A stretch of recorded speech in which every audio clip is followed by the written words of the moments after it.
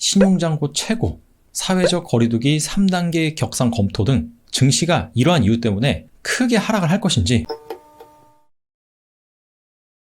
안녕하세요. 달란트 투자입니다. 인테리어가 좀 바뀌었죠. 구성이 좀 알차졌습니다. 제가 사이다경제에서 온라인 클래스를 진행하고 있습니다. 제 유튜브를 시청하시다가 좀 어렵다, 기초부터 탄탄히 배우고 싶으신 분들, 분할 합병, 인수 등 기업의 이벤트 관점에서 뭔가 차별화된 투자 포인트를 가지고 투자를 하고 싶으신 분들 같은 경우에는 사이다경제 온라인 클래스에서 제 강의를 찾아보시면 좋을 것 같습니다. 그럼 이제 본론으로 돌아가서요. 신용장고가 사상 최대치를 기록했습니다. 거의 19조 원에 다다르고 있는데요. 통상적으로 신용장고가 사상 최대치다 라고 한다면 증시의 고점을 의미하기도 합니다. 조만간 조정이 찾아올 수 있다, 그런 시그널로 이해하기도 합니다. 이 가운데 우리나라에서 코로나 3차 대유행이 진행이 되고 있죠. 1차와 2차와는 달리 확산세가 꺾이지 않고 계속해서 커지고 있는 상황입니다. 이에 따라서 정부에서는 조만간 사회적 거리두기 3단계 격상을 검토하고 있다라는 입장을 밝히기도 했는데요. 이미 미국이나 유럽 같은 경우에는 코로나 확산세가 너무 심해서 봉쇄 조치를 검토한다, 이런 얘기가 나오면서 슬슬 조정이 나오고 있는 상황입니다. 최근 2달간 너무나도 많이 오른 우리나라 증시, 이 가운데 신용장고 최고, 사회적 거리두기 3단계 격상 검토 등 불확실성이 만연한 시장. 자, 과연 증시가 이러한 이유 때문에 크게 하락을 할 것인지 여기에 대해서 한번 체크를 해보겠습니다. 먼저 알아볼 부분은 신용장고가 현재 사상 최고인데 이 상황에서 과연 지수가 조정을 받을 것이냐, 그 부분입니다. 보시는 그래프는 코스피 지수와 신용융자 잔고, 고객 예탁금을 보여주는 그래프입니다. 이 회색 선이 코스피 지수예요. 그리고 가장 밑에 있는 선, 이 남색 선이 신용잔고입니다. 코스피와 신용잔고, 이 추이를 비교해보면 비슷하게 움직이는 것을 알 수 있어요. 과거 2007년도, 이때 어마어마한 상승장이 나왔을 때 신용잔고 역시 최대치였고요. 그 이후에 다시금 2010년도 글로벌 금융위기 이후에 상승장이 찾아왔죠. 이때 역시 신용잔고가 높았습니다. 그리고 2014년, 2015년, 이때는 코스피 지수가 그렇게 많이 오르진 않았으나 코스닥 지수가 상당히 많이 올랐죠. 이때도 역시나 신용잔고가 최대치였고요. 그리고 2017년 종전 상승장이죠. 이때 종합주가지수가 2600까지 올랐습니다. 이때 역시 신용잔고가 최대치였다는 것을 알 수 있습니다. 그리고 바로 지금이죠. 지금 코스피 지수가 연일 최고가를 경신하고 있는 가운데 신용융자 잔고 역시 연일 최대치입니다. 이 신용융자 잔고만 보면 뭔가 좀 두려울 수밖에 없는 그런 분위기에 휩싸이게 됩니다. 그런데 지금까지 살펴보지 않은 지표가 있죠. 바로 고객 예탁금입니다. 고객 예탁금을 보시면 신용잔고보다 훨씬 더 가파르게 상승하는 것을 알 수가 있습니다. 신용잔고가 많아지면 위험하다, 이 얘기를 왜 할까요? 자, 그만큼 레버리지, 즉 증권사에서 자금을 빌려서 주식에 투자하는 수요가 많다는 거잖아요.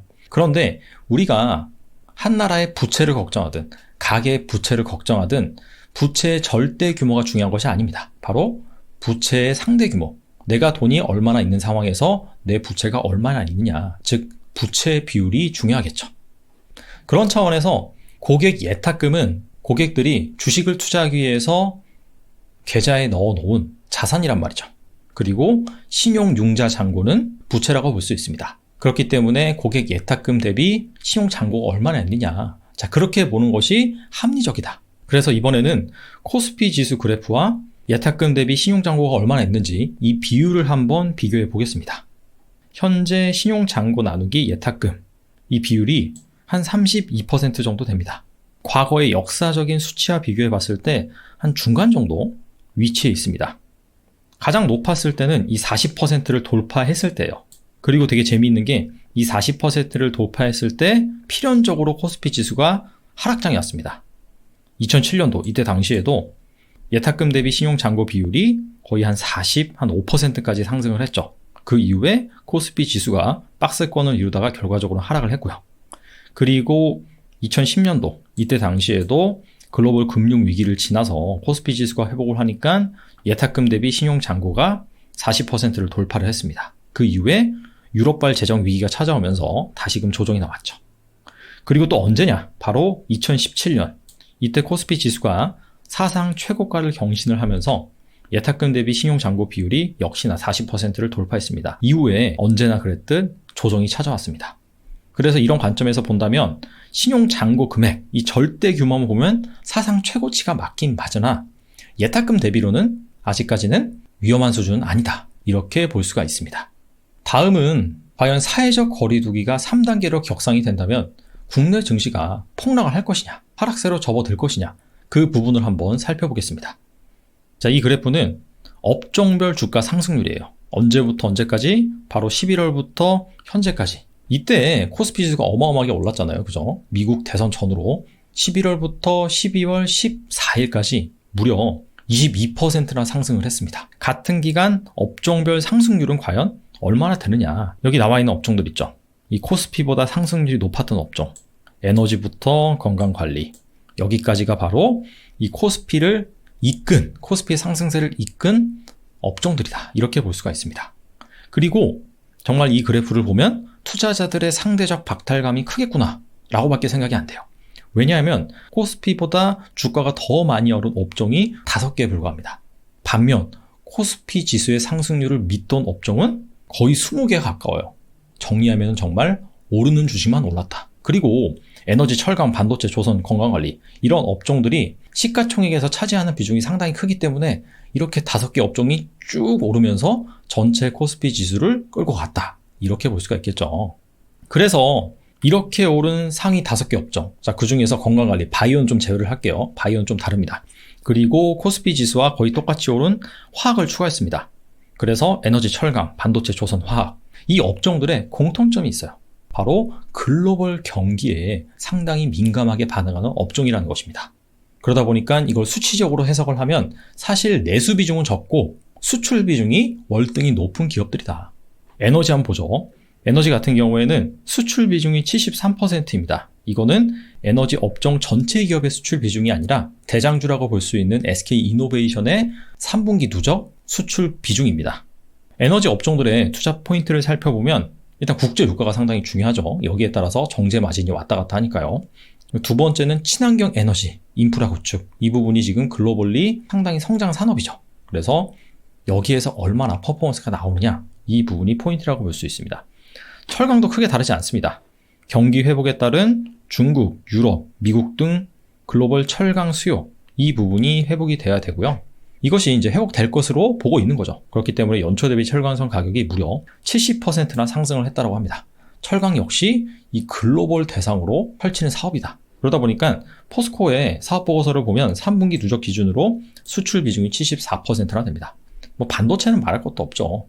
내년에 반도체 업황이 좋을 것이다. 특히나 메모리 반도체가 12% 성장을 할 것이다 라는 얘기가 나와 있고, D램 같은 경우에는 수요는 많은데 공급은 그만큼 많지 않을 것이다 라고 해서 가격이 내년부터는 본격적으로 상승할 것으로 예상이 됩니다. 삼성전자의 사업보고서를 보면 수출 비중이 무려 87%입니다. 조선 역시 국제 유가가 상당히 중요해요. 국제 유가가 높아져야지 시추선 관련 발주가 나오고, 원유와 대체재 관계에 있는 뭐 게스라든지 LNG 이런 것들에 대해서도 발주가 나옵니다. 한국조선해양, 뭐 조선의 대표 주식이죠. 이 기업의 사업보고서를 보면 역시나 수출 비중이 80%가 넘는다. 그리고 화학도 사실 정유랑 좀 비슷하죠. 유가 역시 강세를 보여야 되고요. 그 다음에 유가에서 파생되는, 나프타에서 파생되는 뭐 폴리에틸렌, 폴리프로필렌, 자, 이런 것들의 수요가 견조하게 발생을 해야지 스프레드가 확산되면서 마진이 좋아지는, 자, 그런 특징을 가지고 있습니다. 화학 제품 역시 롯데케미칼의 사업보고서를 보면 수출 비중이 거의 한 70%에 다다른다. 그래서 사회적 거리두기 3단계로 격상이 되면 과연 우리나라 증시가 크게 영향을 받을 것이냐, 그 부분을 알아보는 거잖아요. 그런데 최근에 많이 올랐던 주식들, 이 코스피 지수를 이끌고 갔던 업종들이 바로 에너지, 철강, 반도체, 조선, 화학이다. 근데 이런 업종들은 사실 내수보다는 글로벌 경기, 즉 수출에 포커스가 되어 있는 기업들입니다. 그렇기 때문에 사회적 거리두기가 3단계로 격상된다 하더라도 글로벌 경기 회복세 기대감이 월등히 더 크다라고 한다면 이런 업종들이 많이 올라왔다는 이유만으로 크게 조정을 받을 가능성은 낮다. 이렇게 정리해 볼 수가 있겠죠.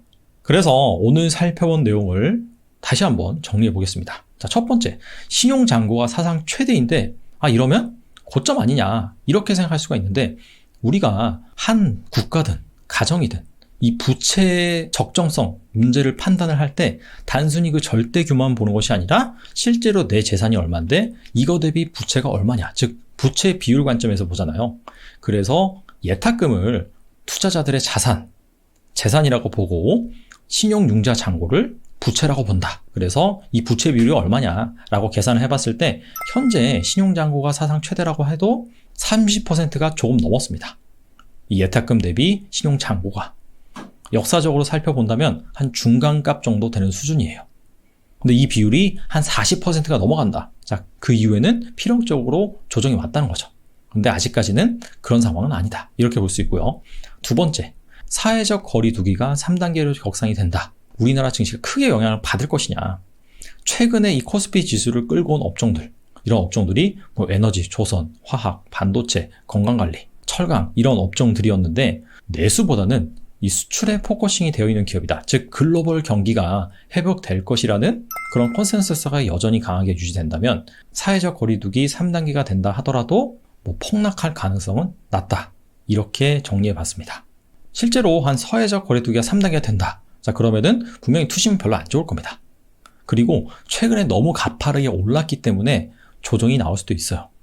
하지만 이 글로벌 경기가 회복된다는 그런 믿음이 강하게 있는 투자자라면 오히려 거리두기 3단계 격상으로 오는 조정을 반갑게 맞이하면서 그동안 사지 못했던 주식을 사는 그런 기회로도 활용할 수가 있겠죠. 오늘 여기까지 하고요. 다음에는 더 알찬 주제로 찾아뵙겠습니다. 감사합니다.